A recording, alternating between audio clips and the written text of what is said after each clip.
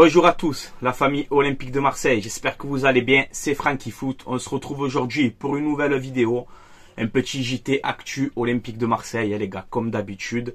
J'espère que vous avez passé un bon dimanche, tranquillement. Donc on a quand même pas mal de choses à voir ensemble, comme d'habitude. Installez-vous, prenez place et on va enchaîner tout de suite. Voilà, n'hésitez pas à vous abonner à ma chaîne YouTube, c'est gratuit. Si vous aimez mon contenu, je tiens à vous remercier à l'avance et à réagir en commentaire sur cette vidéo. Voilà les gars, on enchaîne parce qu'on a pas mal de choses à voir ensemble. Bon, l'équipe de France, France-Allemagne. La France perd 2-0, c'était à Lyon. Donc on perd 2-0 contre l'Allemagne.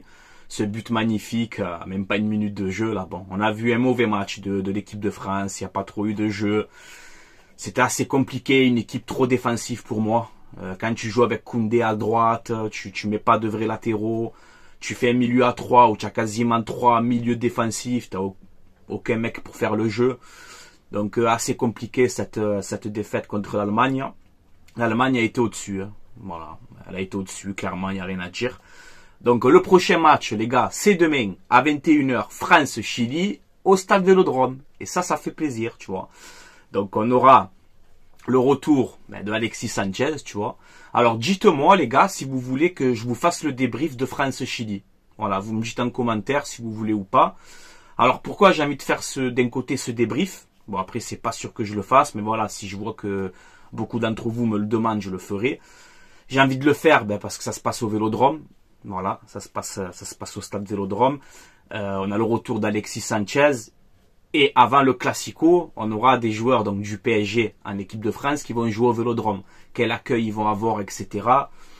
C'est à surveiller ça. Donc c'est pour ça que d'un côté, j'ai envie de faire ce débrief. Après, concernant l'équipe de France, je débriefe que les grandes compétitions. L'Euro, la Coupe du Monde, voilà. On fait les débriefs. Mais après, les matchs amicaux, bon, voilà, c'est pas trop mon délire. Mais dites-moi en commentaire. Voilà. Ensuite, on a une nouvelle collection Puma. Pour l'OM, hein. Franchement ils sont magnifiques, j'aime bien, nommé Archive, voilà, donc c'est assez joli, je valide cette collection. Ensuite on a l'équipe de France des U17, ils ont gagné 5-2 contre l'Irlande du Nord, et sur ces buts de l'équipe de France des U17, on a encore une fois le jeune Marseillais Enzo Sternal, franchement il monte en puissance, pourquoi pas le faire entrer un peu avec le groupe pro, hein, ce petit quand même, hein. Un but, une passe décisive dans ce match-là. Et on a un jeune de l'OM aussi, il s'appelle Selami, je crois, Selami, où il a mis un but. Voilà, donc bravo les petits jeunes. Continuez comme ça. Ensuite, on a justement une déclaration de Kylian Mbappé. Bon, il s'attend à un mauvais accueil, hein. Voilà, hein, c'est normal. Hein. Donc il a parlé un peu sur ce France-Chili, qui allait au Vélodrome. Alors je t'ai dit... tu as France-Chili au Vélodrome, tu auras des joueurs du PSG avec l'équipe de France, sachant que quelques jours après, tu as le Classico. Donc tu vois, ce match, France-Chili, tombe un peu au mauvais moment. Tu vois ce que je veux te dire. Et Mbappé, voilà, il reste lucide. Il dit voilà, le Vélodrome, je sais que je vais être en gros mal accueilli là-bas, hein, c'est normal. Je sais que je vais pas être le bienvenu, mais j'ai aucun problème avec ça. Je ne le prends pas personnellement. Je reste un joueur du PSG. Je n'attends pas à ce qu'on me dresse un tapis rouge. Voilà. Donc Mbappé, il le sait. Après les gars, faut être objectif. Ok, c'est l'équipe de France, il faut soutenir, il y a pas de problème. Mais c'est comme si je vous dis aujourd'hui, vous avez 4 titulaires à l'équipe de France, de l'OM, et qui vont jouer au Parc des Princes. Vous pensez que ça va se passer comment? Soyez objectif. Ils vont se faire siffler et c'est normal. C'est normal, c'est la rivalité, c'est Marseille-Paris Saint-Germain, on se chambre, on se taquine, c'est normal. Tant qu'il n'y a pas d'insultes et de bordel, c'est le chambrage, c'est normal. Donc voilà, mettez-vous à la place des supporters de l'OM. C'est vrai que quand Mbappé va toucher le ballon, Dembélé ou ce que tu veux, c'est normal qu'il va avoir des sifflets, malgré qu'on soutient l'équipe de France. Voilà, ça après, c'est la rivalité, c'est OM-PSG, c'est comme ça les gars. C'est comme ça, voilà. On a une déclaration de Jonathan Klaus. Très bonne interview à Téléfoot d'ailleurs.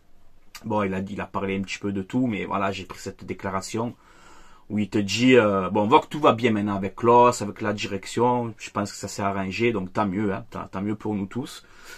Et il te dit, ben, porter le maillot de l'OM aujourd'hui au Vélodrome et avec l'équipe de France, c'est une grande fierté. J'ai adopté ce club. J'y suis consacré à 300%. Voilà. Ensuite, il a dit du bien des supporters, de l'OM, etc. Donc voilà. Je préfère voir Klose comme ça, dans de bonnes dispositions. Je pense qu'il va être titulaire mardi contre le Chili. On est au Vélodrome. Je pense qu'il va jouer. Voilà. Donc j'espère que tu vas faire un bon match, mon petit Jonathan. Excusez-moi. Après, on peut voir qu'il y a eu un peu cette polémique là sur le Ramadan, où tu as des clubs, tu as des clubs qui font pas le Ramadan, etc. Donc il y a des joueurs qui font le Ramadan. Il faut respecter ça. Et on peut voir que l'OM fait partie des bons élèves de Ligue 1 et permet aux joueurs de jeûner pendant le Ramadan. Voilà, il n'y a aucun souci avec ça. Nous, à l'Olympique de Marseille, il n'y a pas de problème. Jean-Louis Gasset, il parle avec eux, il les met dans de bonnes dispositions. Donc voilà, nous, il n'y a aucun souci avec nous. Voilà, et c'est très bien, c'est très bien. Ensuite, on a une déclaration de Mohamed Bouafsi, ancien consultant de RMC, si je dis pas de bêtises. Il a parlé un peu sur encore une fois, cette rumeur Vantoam. Et Bouafsi, c'est très intéressant ce qu'il te dit. Il a été clair et net, tu vois, et j'ai envie de le croire. Hein. Alors Bouafsi, il te dit que ce dossier Vantoam, lui, il en a parlé, Mohamed Bouafsi. Et il te dit, ça m'a fait beaucoup de mal, ce dossier Vantoam. J'ai reçu des menaces de mort envers moi et ma famille, il me semble. Donc ça allait très loin, c'est pour ça qu'il a quitté le milieu du foot, pour vous dire. Hein. C'est quand même incroyable.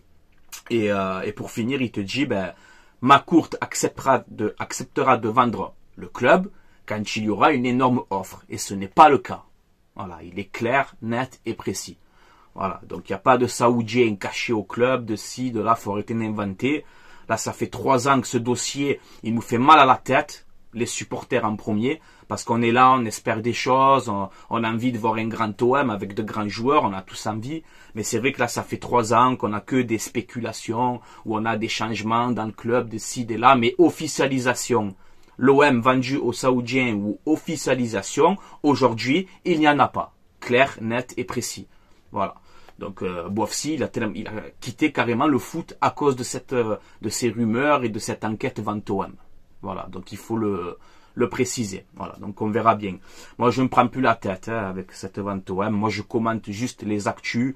Moi je vous annonce pas que c'est fait, que si, que là, pas du tout. Moi je suis comme vous les gars. Je suis un simple supporter et j'ai pas des gens qui me disent des choses sur ça.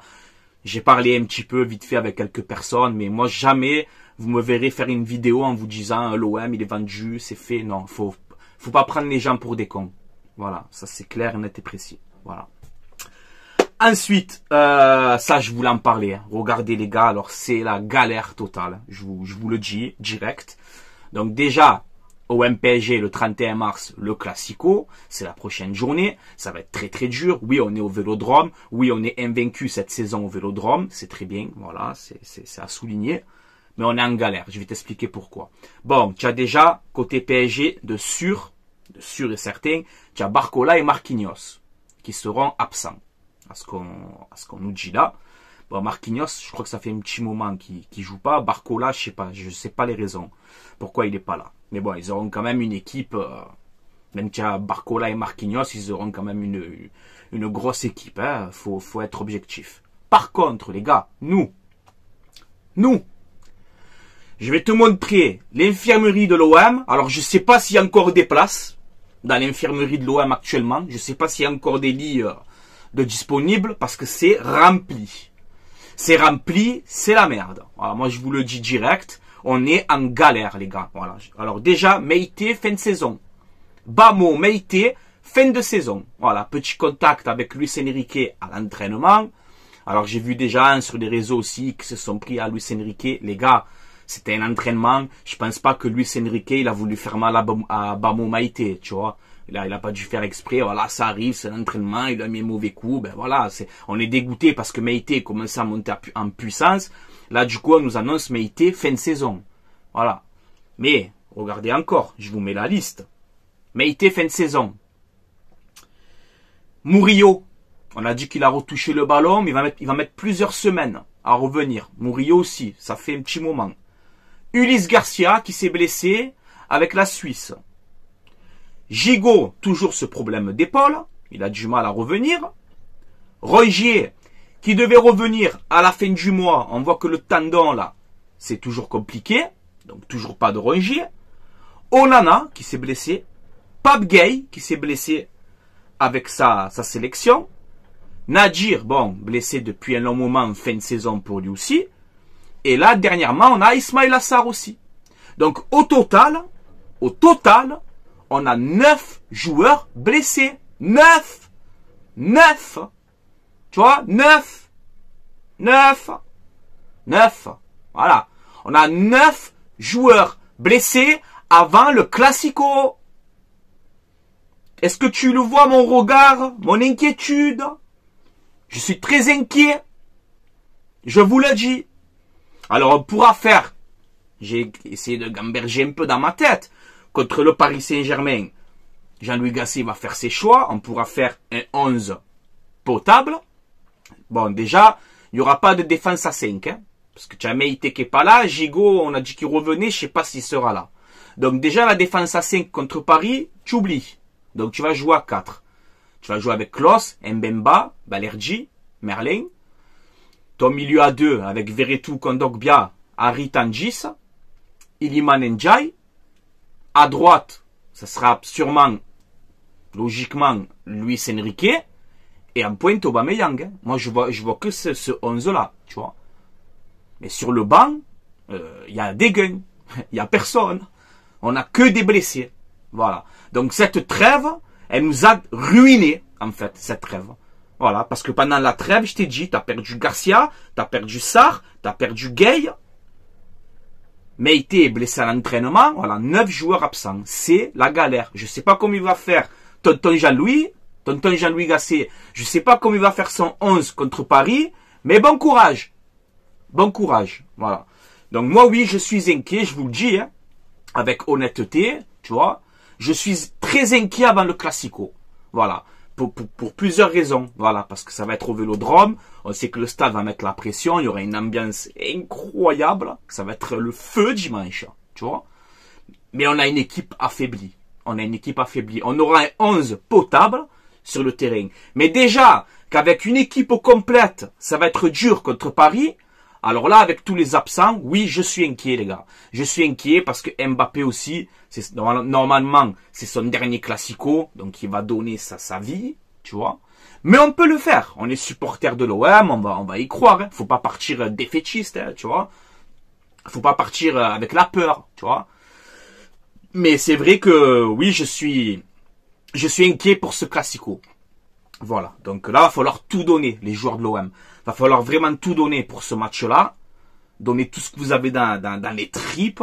Être surtout en forme physiquement, tu vois. Mais c'est vrai que, voilà, je t'ai dit, le 11, il sera potable. On aura un beau 11 sur le terrain. Après, pour faire des changements et tout au cours du match, ça va être un peu compliqué. Il y a des gains. Voilà, donc faut peut-être monter les jeunes. Je sais pas, le petit Sternal, on dit que du bien de lui, je sais pas, on monte-le pour ce match-là, mets-le sur le banc, enfin, je sais pas. On fera l'avant-match, je pense, samedi soir. OM Paris Saint-Germain, on fera l'avant-match. Là, on aura plus d'infos sur les compos probables, etc. Mais, faut être honnête, les gars, quand j'ai vu cette liste de joueurs blessés, je suis inquiet. Enfin, c'est normal, quoi, quand même, tu vois. C'est normal. Bon. On n'y est pas encore, on verra bien. Mais cette trêve, elle nous a tués. Voilà. Cette trêve, elle nous a mis en galère. Parce qu'on a perdu des joueurs. Et ça me fait chier. Voilà. Voilà, les gars. On a fait un petit peu le tour. Il y avait une déclaration aussi de Guendouzi. Hein. Je vous l'ai pas mis, mais il a dit, voilà, je le dis tout le temps, à Marseille, le Vélodrome, c'est un club exceptionnel, etc. Bon, voilà. Ça fait plaisir aussi, Guendouzi. J'espère que tu vas jouer demain avec l'équipe de France. Voilà. On a fait un petit peu le tour, les gars. Comme d'habitude, à vous de commenter. Hein, que tu sois supporter de l'OM ou d'un autre club, il n'y a pas de problème. Tant qu'il y a le respect, il n'y a aucun souci. À vous de commenter, de me dire un peu ce que vous en pensez de toutes les actualités qu'on a vues. Et pour finir cette vidéo, je vais vous faire un petit sondage, une petite question. On a vu cette chose-là tourner sur les réseaux. J'ai dit, allez, vas-y, je vais la partager en vidéo pour voir un peu votre avis. est-ce que vous validez, vous allez rigoler à l'avance, hein, mais est-ce que vous validez José Mourinho à l'Olympique de Marseille cet été? Voilà, on sait qu'il va quitter la Roma, il a jamais entraîné en Ligue 1, il parle français, tu vois, il parle, je crois, 6 ou 7 langues, hein, c'est un ordinateur, ce mec, dans sa tête. Hein. Alors voilà, on me dit, Francky, c'est un entraîneur défensif, c'est un entraîneur un peu dépassé. Ouais, mais c'est un entraîneur dépassé peut-être, mais il gagne toujours des titres. L'année dernière, je crois que c'est la Conference League, il me semble, avec la Roma. Enfin, ce mec, dans tous les clubs où il est passé, il t'a fait gagner des titres. Et on sait qu'à l'OM, c'est très dur de gagner des titres ces derniers temps. Hein, ça nous casse un peu les bonbons, tu vois. Donc voilà, si je vous dis qu'il y a l'opportunité de faire venir Mourinho, est-ce que vous dites oui ou vous dites non? Après, ça peut être risqué. Hein. Mourinho, tu le sais, hein. Ça peut être bien comme il pète un plomb et c'est le why total. Hein. Mais voilà, c'est vrai que je crois qu'il touche 4 millions l'année avec la Roma, son salaire. Je crois que c'est 4 millions par saison avec la Roma. Il a pris 11 millions d'euros quand il a quitté Tottenham. Mais voilà, son salaire à la Roma, je crois que c'est 4 millions d'euros l'année. Je sais pas si on peut le payer, si je sais pas. Mais bon, à voir quand même. C'est vrai que ça serait beau. Mourinho à l'OM, tu vois, ça ferait un peu la une de tout, les journaux et tout, là. Après, est-ce que ça va marcher? Je sais pas. On a un bon passé avec Mourinho, quand il est venu avec Porto au Vélodrome, quand on a joué contre lui, qu'il avait flashé sur Drogba. Enfin voilà, il y a une petite histoire quand même avec l'OM et Mourinho sur ce match-là. Le Vélodrome, ça lui avait plu à Mourinho, je m'en souviens très très bien. Écoute, je vous le mets comme ça, à vous de me dire en commentaire si vous validez, si on peut. Bien évidemment, je ne dis pas que l'OM s'intéresse à Mourinho. Attention, je vous dis, si on a l'opportunité de faire Mourinho cet été, est-ce que vous validez? Voilà, juste oui ou non. Voilà, vous me dites. Voilà les gars, avant d'arrêter, je vous fais vite fait un message de pub pour mon partenariat maillogo.co. Voilà, c'est un site où vous avez des maillots de foot saison 2023-2024. Vous avez des maillots rétro à l'ancienne. Vous avez des survêtements de tous les clubs. Il y a quasiment tous les clubs. Voilà. Livraison à peu près entre 10 et 15 jours. Voilà, ce sont pas des vrais, ce sont des répliques. Mais c'est de la qualité, il n'y a aucun problème. Voilà. Si vous commandez, vous mettez le code promo Francky, F-R-A-N-C-K-I. Et vous aurez moins 15% de réduction sur votre commande. Tout est indiqué dans la description de cette vidéo. N'hésitez pas à aller faire un tour sur ce site. Vous recevez normal les colis, vous mettez bien votre adresse. C'est sécurisé, il n'y a aucun souci. Voilà les gars. Allez, je vous laisse là. Je reviendrai quand il y aura un petit peu d'actualité, mais je me languis samedi soir pour l'avant-match, pour le Classico. Ça va être compliqué pour faire la compo et tout, mais bon, on a le temps, on a le temps. Allez, je vous laisse là et dites-moi encore une fois, je vous l'ai dit en commentaire, si vous voulez que je vous fasse le débrief de France-Chili. Vous me dites en commentaire. Voilà les gars. Allez, passez une excellente journée, force à vous, prenez soin de vous et on se dit à très bientôt. Allez l'OM les gars, à la vie à la mort. Quoi qu'il arrive, comme d'habitude. On soutient notre club. Ciao, ciao tout le monde.